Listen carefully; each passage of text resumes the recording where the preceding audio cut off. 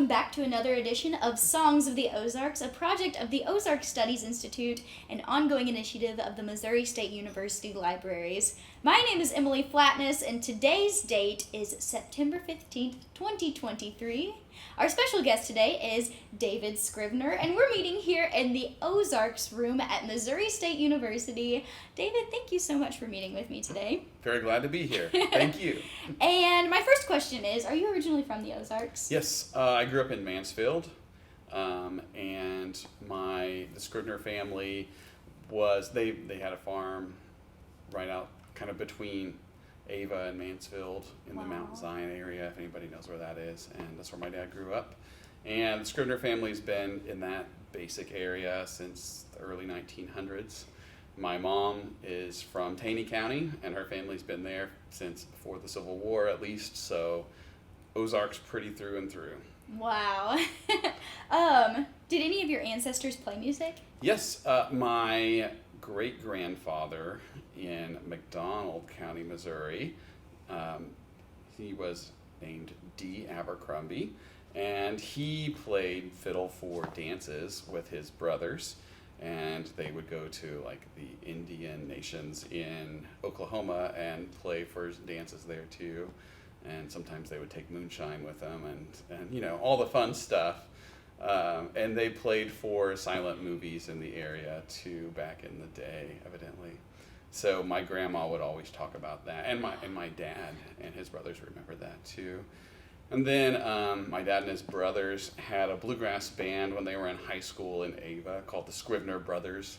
And they played actually with the Ball Nubbers before the Ball Nubbers went to Branson. And so then in my mom's family, lots of singers, playing in church and that kind of thing. So yes, music on both sides of the family all of my life. And what did your dad play? I heard my dad play one time in my whole lifetime, and he played Wildwood Flower on the harmonica, and I never could get him to do that again. That was when I was a little kid. But evidently in the band, he played the banjo and the jawbone of an ass, I believe. What? That's what the stories I've heard. They learned from neighbors who lived down the road from them when they were growing up. Holy smokes. So that's like not your typical bluegrass band. Well, I guess not. Their big hit from stories I remember hearing was Black Mountain Rag. They had a big hit at their high school with that. Wow. This is like just the craziest series of things you just told me. Well, and you know, like, I play a lot with Nathan McAllister, yes. who lives in around McDonald County. He lives in Granby.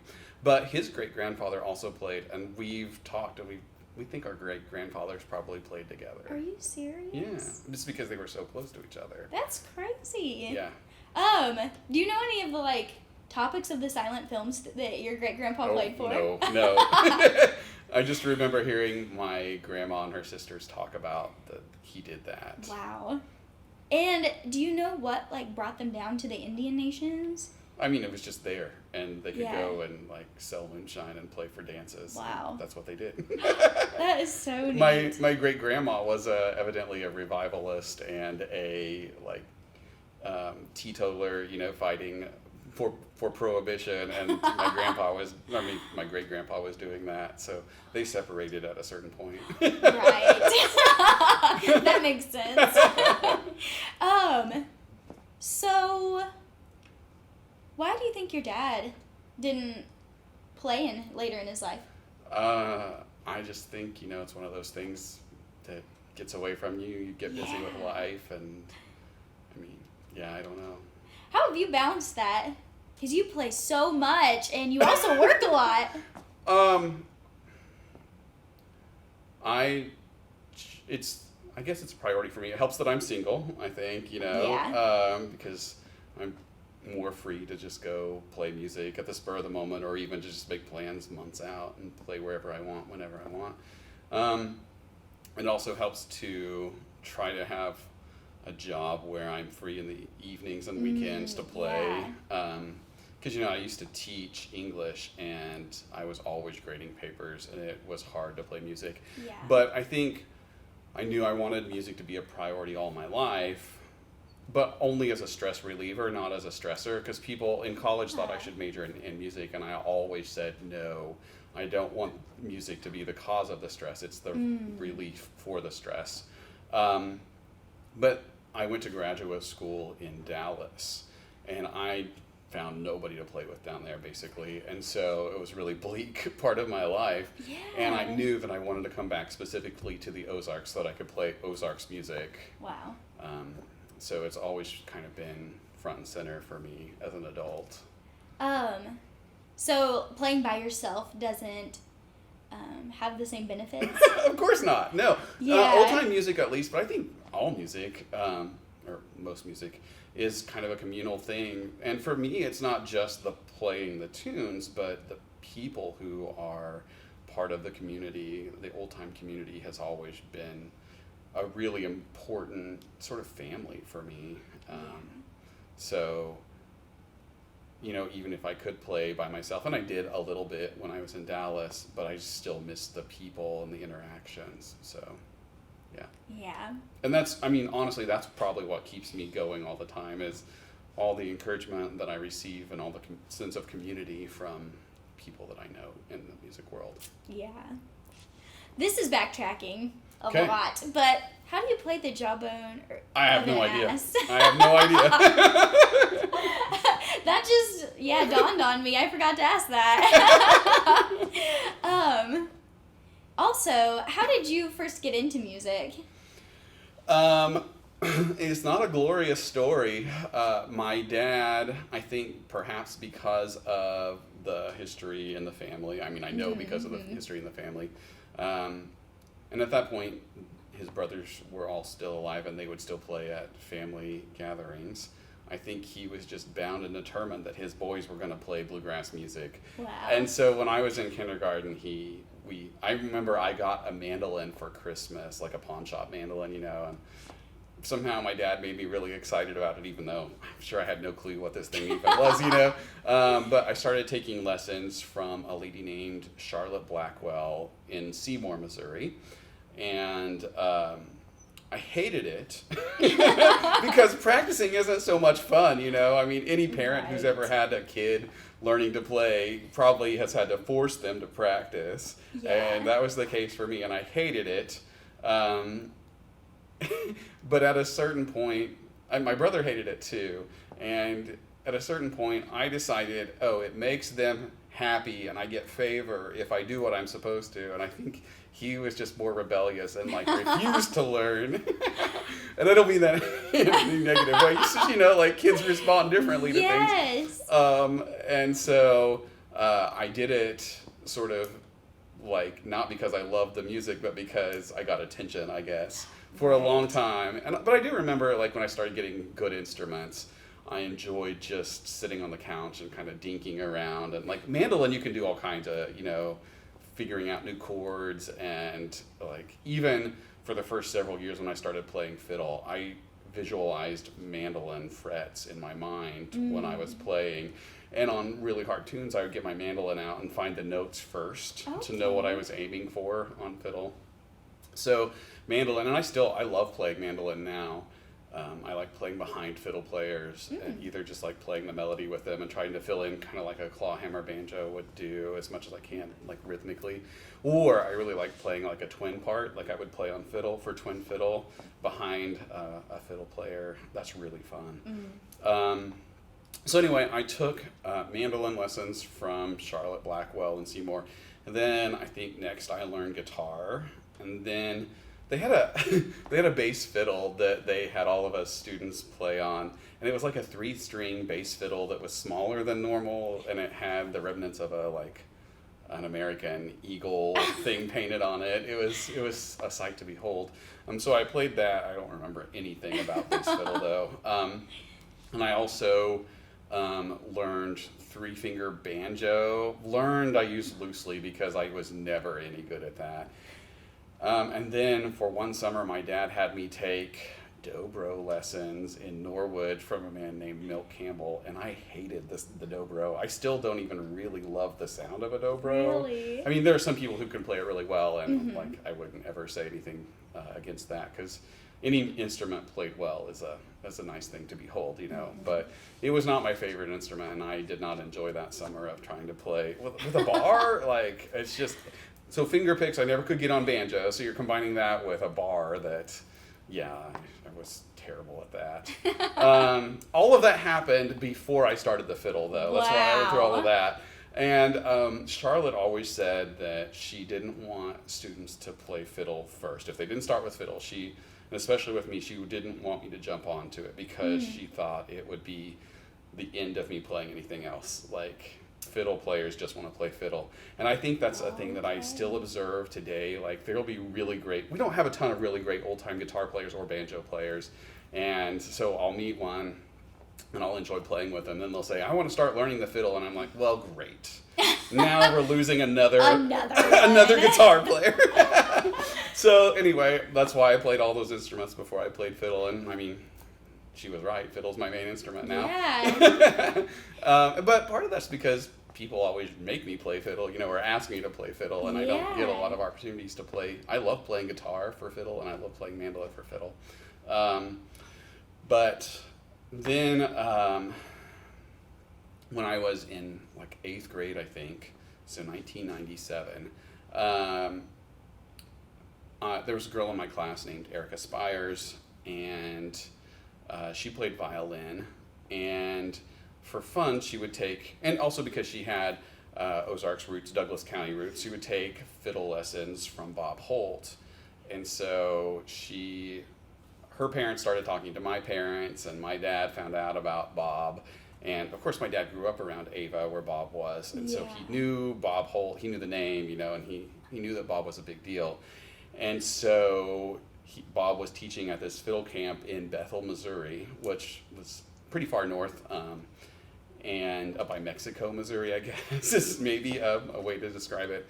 And nothing due, but I had to go to that fiddle camp to start learning from Bob Holt. And I didn't want to do that at all, because I don't even know why. I think I didn't want to do it because my dad wanted me to do it, and I was used to him forcing me to do music things that I didn't want to do, so I just automatically didn't want to do it.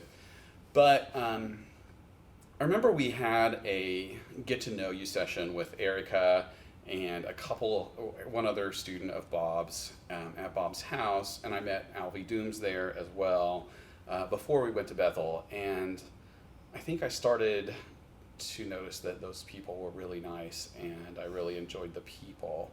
And so that kind of started drawing me into old-time music. And after Bethel, I asked Bob if he would give me fiddle lessons, and he said he would, and so that's how I started with Bob. And even then, like, you know, so I guess I started out with the emphasis on trying to be a bluegrass musician.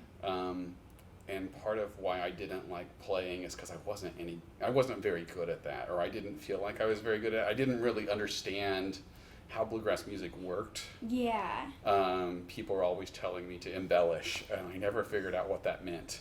Yeah. And even to this day, like, I kind of hate that. Yeah. People are like, just embellish, and I'm like, but melody and rhythm, that's what I understand. Yeah.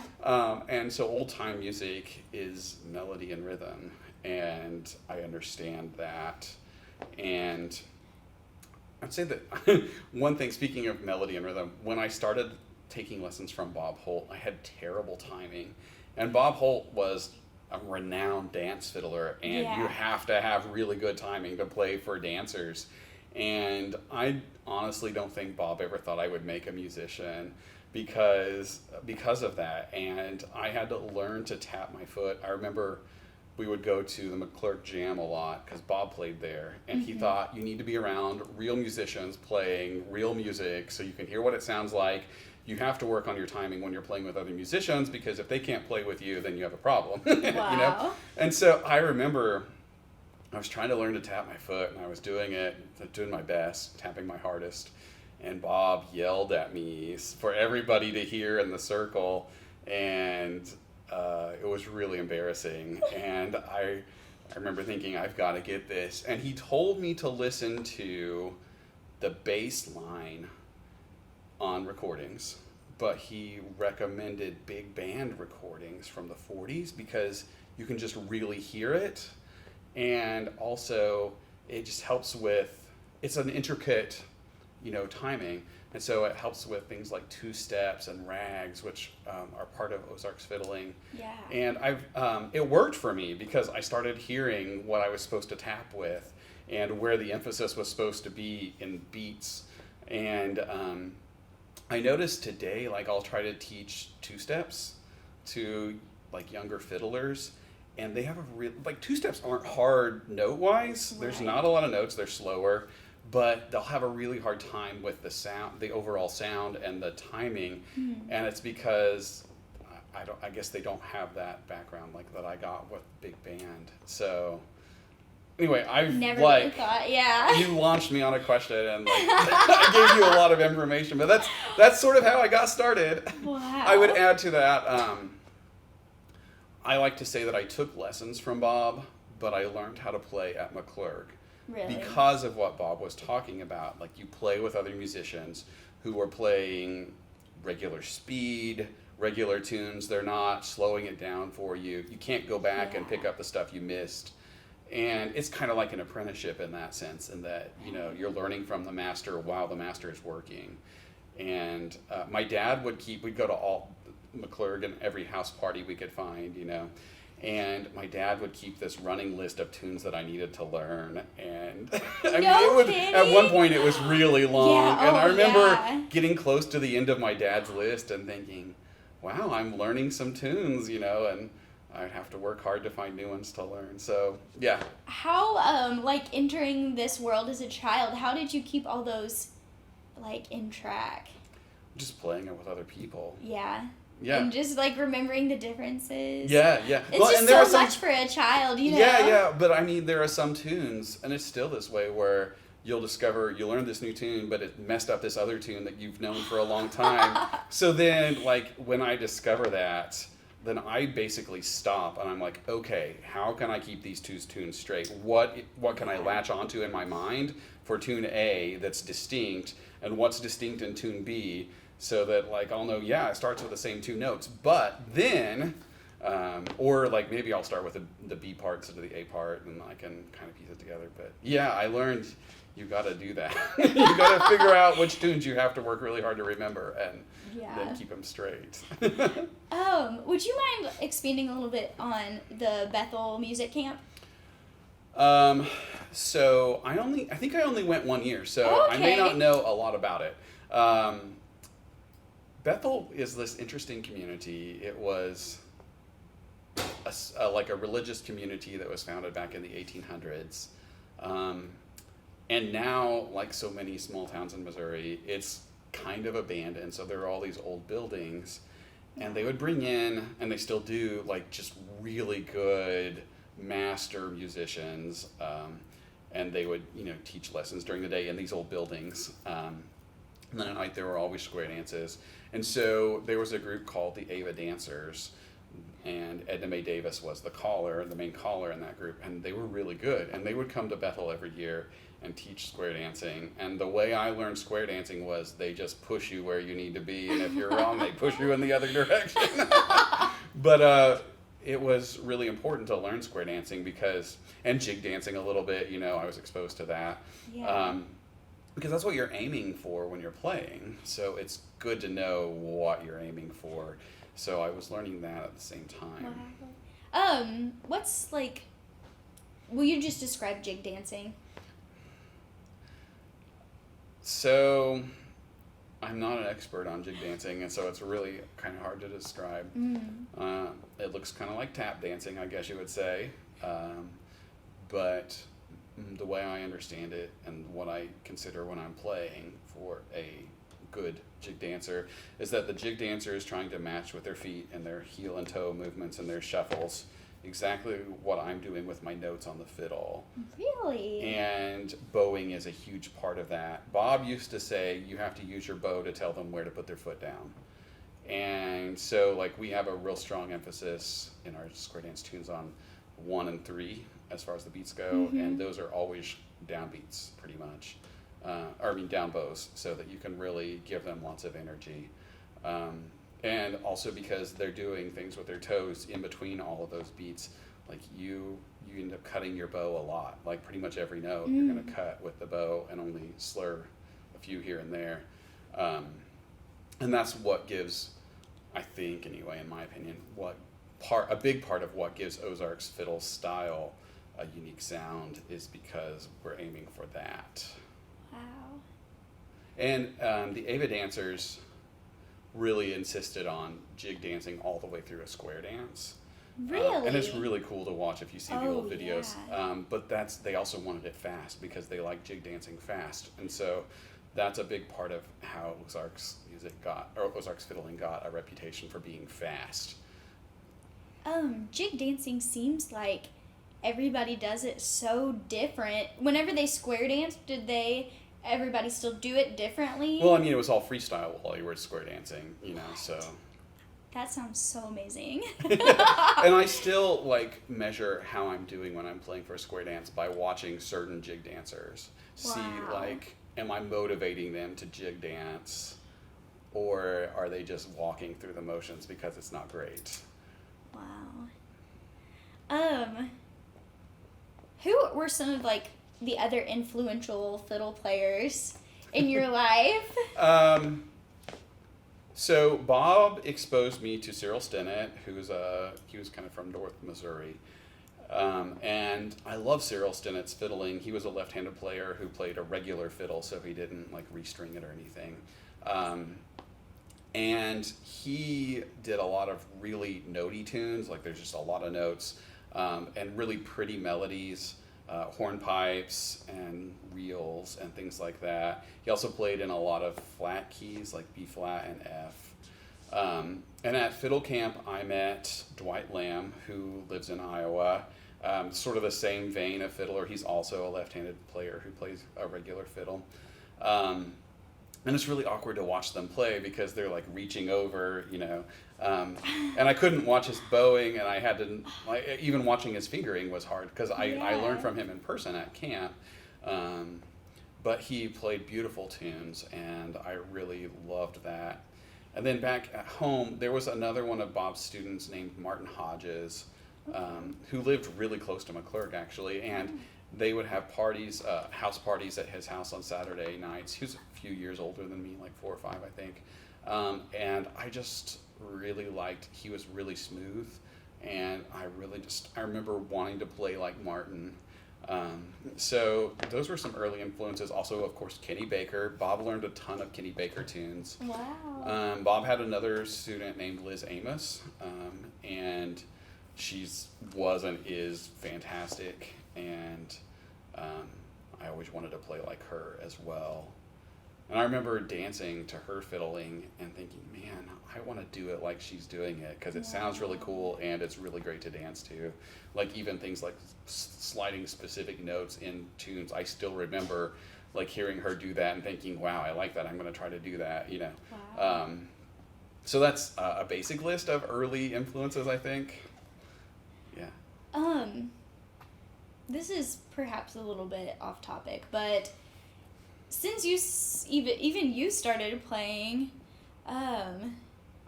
do you think the difference between bluegrass fiddling and old time fiddling has become even greater? Yes, because if you listen to, Kenny Baker and Paul Warren were big influences for Bob Holt, I think. But if you listen, I don't know any modern fiddlers that you could reach out to that would work well for traditional square dancing. Yeah. And I think it's partly because what I see anyway, of course, outsider looking in on the bluegrass scene these days, but what I see is that there's no emphasis on melody, and it's all embellishment, and sometimes I wonder if it's even embellishment or if it's just playing notes that kind of follow the chord progression. Yeah. So that's a lot different. But also, I think an even bigger difference is in guitar playing. Okay. Because if you listen to old like early bluegrass, the guitar playing they did is a lot like what we do in old time, which is just pick strum, really accentuating that 1 and 3 with your pick, and then the strums, following in. And it really does guide the fiddler and the dancers. I've heard lots of dancers say they dance to the guitar player. And now when you play with guitar players who are coming from the current bluegrass world, there's none of that. Like, I actually don't understand bluegrass in guitar and bluegrass right now, so I wouldn't even try to characterize what they're doing. Yeah. But it makes it really hard to play for a dance, I will say. It like messes up the rhythm of the fiddle tune. My like elementary viewpoint, it always seems to me like old time guitar is so similar to like cowboy music. And I would say it's simple in principle, but really difficult to execute well consistently. Really? Yeah, I mean, because you just got to keep that. Yeah. You are the rhythm. Yeah. And that pick strum, I think part of why we do that is because we end up playing without bass a lot. And so the guitar's covering that as well. And the guitar can make or break the fiddle so easily. I used to hear Alvy Dooms would joke about how he could lead a fiddler astray really easily. And it's so true. I mean, I've done it some playing guitar too. And like a good guitarist can speed up the fiddle player when he needs to, or slow him down when he needs to. So it's so important, and it's so hard to make aspiring guitarists, or maybe especially not so aspiring guitarists who just want to play with you a little bit. It's so hard to make them understand why what we want really does matter, and we're not just being mean and squelching their creativity. Yeah. Like, this is how the music works, and you literally hold it together or don't. Wow. And so when you don't have that kind of guitar, it's near impossible to play, or at least to make it sound like old time. Wow. And so that's almost an even bigger difference than the fiddle part. Yeah. Just because it's the rhythm, that's the basic element. There's this like symbiotic relationship between fiddlers and guitarists in old time music that like you don't see anywhere else. Yeah.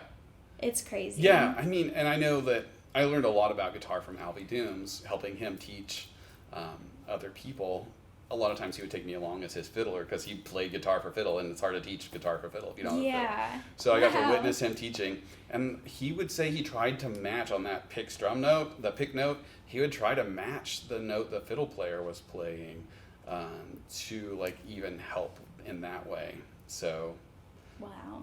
And like people will want to emphasize runs, which runs are great when they work well, but you really need to get the basics down of solid rhythm before you jump to runs. Yeah. That is so interesting. Tell me a little bit about these house parties you visited as a child, and do they still exist? Yeah, they still exist, not as much.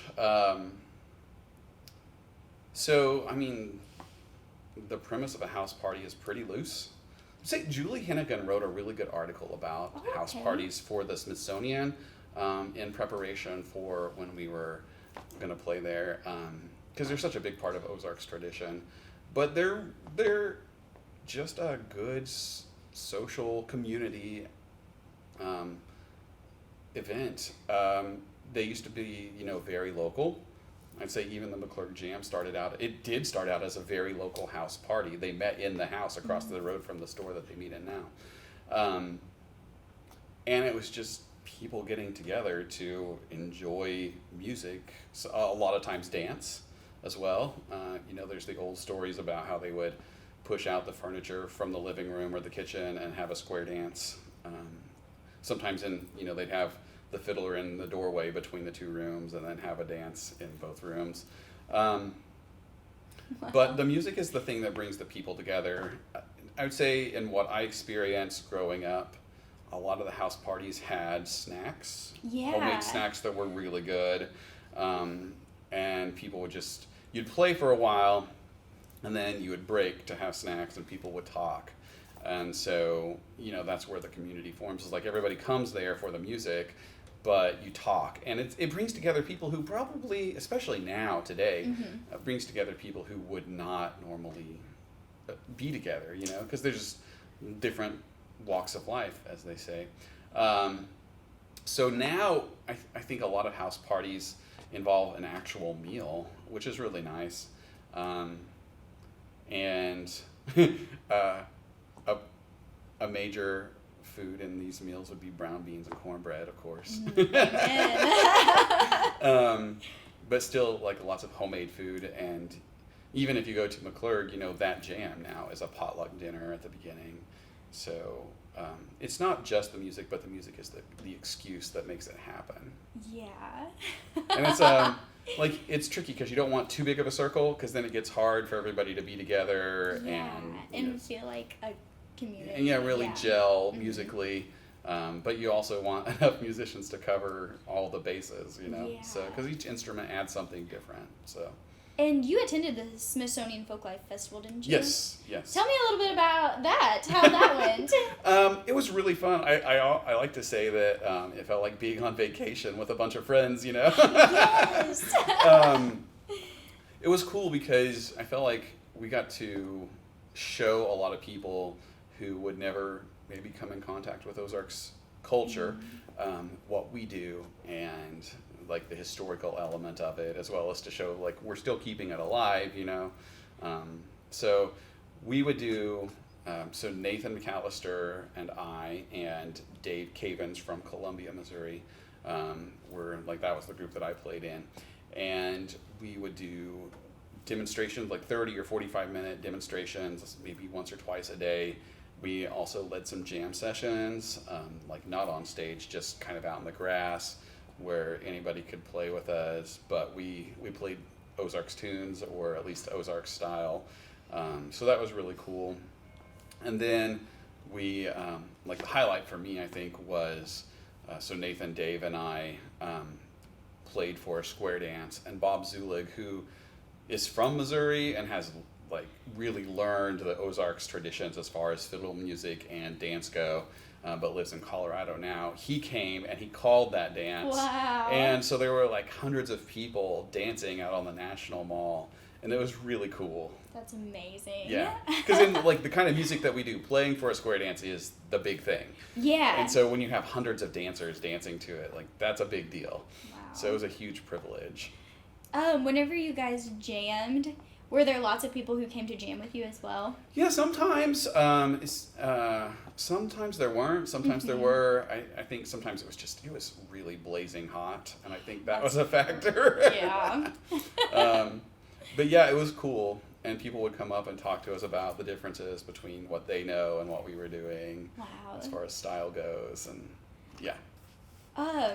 Also, why do you think McClurg has garnered so much attention nationally and here locally in the Ozarks? It's so famous. It's weird to even think of McClurg as being famous. I can't really answer that question, I guess, because I just go because of the reasons I go, which is partly because I've been going for so long. But I think McClurg is unique in that it does emphasize old-time fiddling. Like, bluegrass singing happens there, but I don't think it's what most people necessarily associate with McClurg as the big thing. So that's probably part of it.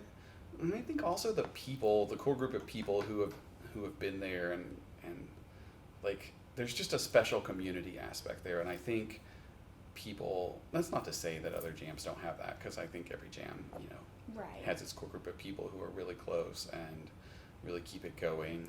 But something about, I don't know if it's the setting at McClurg, or, the food is always good. I'm sure that helps. Yes. I also learned to cook at McClurg, Really? I would say. I need to go to McClurg more. Yeah, it's just like, I'd have stuff there and I'd be like, man, I want to make this. Especially when I lived at Dallas and I'd come back home to visit. So I don't know. I can't answer that. I think that was the perfect answer. Whenever I went to McClurg, when was that? Spring, fall, summer? sometime this past year. Yeah, I think it was during the summer, maybe. I think you're right. I felt like I was stepping into a different world because every jam I'd been to before was focused on singing. Mm-hmm. And I've noticed ever since I've gone to a jam after McClurg, all I want to do is play fiddle tunes. Yeah. And so I feel like it's given me a whole new perspective. Well, I mean, fiddle players who like to play fiddle tunes don't have very many places to go. Yeah. Because most places influenced by bluegrass, and I would even say, country, any kind of, I used to get so bored being on stage with honky-tonk bands that my dad would take me to. Partly because I just don't know that, and partly because I wanted to play fast, but mainly because I wanted to play fiddle tunes. And we don't have a place where that's the emphasis, but we also don't have supporting musicians who know how to play with a fiddle player. And those are both things you get at McClurg that you don't get anywhere else. So it just lends itself to a different feel. And I try to keep it lively and energetic, and play stuff fast stuff. Mm-hmm. But then, you also have the dancers who come, and I think that adds to when they get up and dance. So. Yeah. That's obviously something that's never happened in bluegrass jams whenever I was a child. So, old-time fiddling and fiddling at McClurg, there's so much playing in unison with fiddle players. How does that happen? Well, I think that goes back to the Bob Holt legacy at McClurg, because there was a time when he was there and all of his students who were close would come to learn to play with him. So we learned the same tunes the same way. And then I think since then, there's always been either me or Ashley Hull Forrest, or I think even sometimes Liz Amos when she was still in the area. There's been a Bob Holt fiddler there. And so people learn the tunes from us when we're playing them. Or also, I know I've learned a lot of tunes from other fiddlers who come to McClurg as well. And so it's just the factor of you're playing together so much that you learn the same stuff the same ways. And so I think that's part of the unison. Wow. So interesting. I wonder how many times I've said "so interesting." I'm glad you find it interesting. And everyone else will too. I hope so. I think that's all the questions I have. Do you have anything else you think would be pertinent? So I think a good way to end this, and I don't have good answers to this, but is to talk about where old time and Ozarks music is going. Yeah, that sounds great. And I mean, what I would emphasize is that it's precarious. Partly because, well, obviously you're competing with mass media, record labels, YouTube, all of it, social media, and for the majority of people who live in that world and follow that, what we're doing is just weird and not cool. Yeah. And so that's really, sort of parallels the breakdown of local communities, I think. The folk arts kept communities together in some way. And even, I think McClurg is a good picture of this in that there's a group of us who gather there every week because we care about each other and we care about, I think first we cared about the music and then now we care about the people together, because it's all, you can't separate it. But a lot of us drive 75 miles to get there every single Monday night, one way. So what used to be a really local thing, and you could find lots of fiddlers and other musicians because there were lots of little communities, is sparse now. And musicians have to look really hard to find each other. Wow. And think about say me and Nathan McAllister, he's the closest old-time banjo player that I know, and it's 100 miles between us. So it's really tough to think about that. In the Ozarks is better off, I guess, than some places, but worse off than a lot of places. And I've thought, and I've heard a lot of other people say, it seems like old-time Ozarks music is a lot more popular in other parts of the country than it is in the Ozarks. Wow. Which is really sad to us, and I don't know what to do about that exactly. Because even trying to start more events is really hard because you need people who are interested. Yeah. And I don't know how you garner that interest. That said, there are a small number of younger musicians who are, I feel like there was a huge gap between like Bob's generation and my generation. Yeah. And then another smaller gap between like my generation and like college age right now, or a little bit younger. Yeah. And I guess part of the reason why that gap is maybe being filled in with younger people is because of fiddle camps, partly. Yes. Because there was never a camp in the Ozarks until a few years ago, and there's one that started, it's called the Ozark Mountain Music Association. I always remember the acronym and then have to think, okay, what does it stand for? So it started in Branson, and now the camp is in Mountain View, Arkansas. I can only go every year. And so that's helped, like the camp itself sort of has a community, and that's helping. Yeah. Some people like Mason, who's playing guitar with me tonight. I mean, he's not part of that camp, but he's uprooted for college, and he's in the Ozarks now, and so that helps. And then like Emalee Garroot, the fiddle player, and Hawken Boldman, who plays guitar and lives around Kirbyville, Missouri. Like they come to a lot of events. They come to McClurg all the time, so that's helping. And I just hope that other people, dancers and musicians, can get interested, because that's what it's going to take. So what do you think of like new folk artists who take things from old time music? Do you think that's helping or hindering? I'm going to talk around that instead of answering it. Okay, that sounds great. And I think that there are a couple things, like old-time music, specifically Ozarks music. Old-time music is a tradition. Ozarks music is a specific type of tradition. Okay. Traditions require people to ascribe to them rather than to rob from them. And when traditions quit evolving, they die. Yeah. So that's one element that you have to consider. But two, when people quit subscribing to traditions and sort of learning from the tradition, not just cherry picking from the tradition, the tradition dies. Wow. And so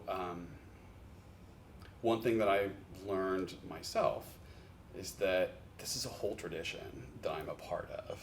Yeah. And I have experienced so many benefits from the tradition aspect of it, from the fiddlers and the guitar players and the dancers and the banjo players who are older than me and who in some senses have gone before me, and I have their recordings left, Yeah. And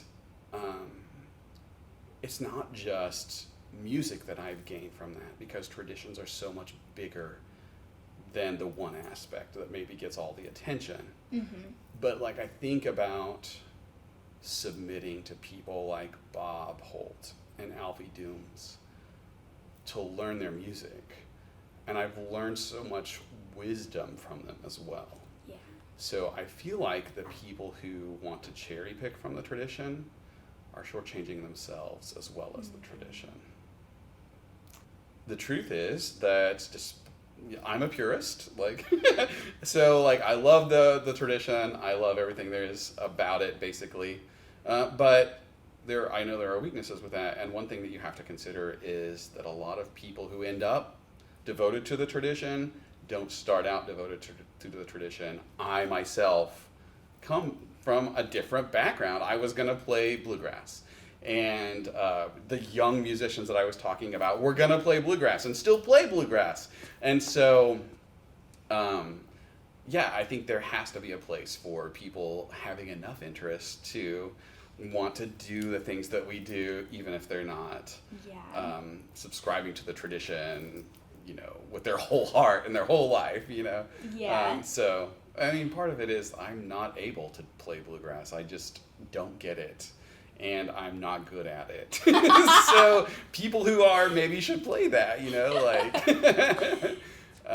yeah. I know, for me, Gillian Welch was the first time I heard something that to me sounded like old time music. Uh-huh. And then... And I know lots of people have I don't know about lots, but I know other people who have been sort of drawn in through channels like that as well. So, yeah. Nice. There's a place for it, for sure. Definitely. Another question I have is, would you categorize the tradition of ballad singing in with old time music? Oh, yeah. It's definitely a part of old time music. And sadly, I think ballad singing in some ways is suffering more than the fiddling, because I know 2 ballad singers, and I don't get to see them very often or hear them sing ballads. Who are those ballad singers? The ones who come to my head would be Julie Hennigan here in Springfield, okay, and then Judy Domney, also in Springfield, Marshfield area. Oh. Yeah. What kind of songs do they sing? Oh, ballads. I told you I don't get to play with them very often, so you'd have to speak to them for anything more than what I've told you, basically. Kim Lansford is the ballad singer that I spent the most time with. Yes. I know some of her sources were Almeda Riddle from Mountain View, Arkansas, which was, that was an Ozarks treasure. Yes. But again, it's a tradition that requires people to ascribe to it and sort of devote themselves to it, and it's struggling too, I would say. I think that's all the questions I have. Is there anything else? I think that's all I can think of. This has been great. Okay, good. Thank you. I enjoyed it. And thank you all so much for watching. This has been another edition of Songs of the Ozarks. Thank you.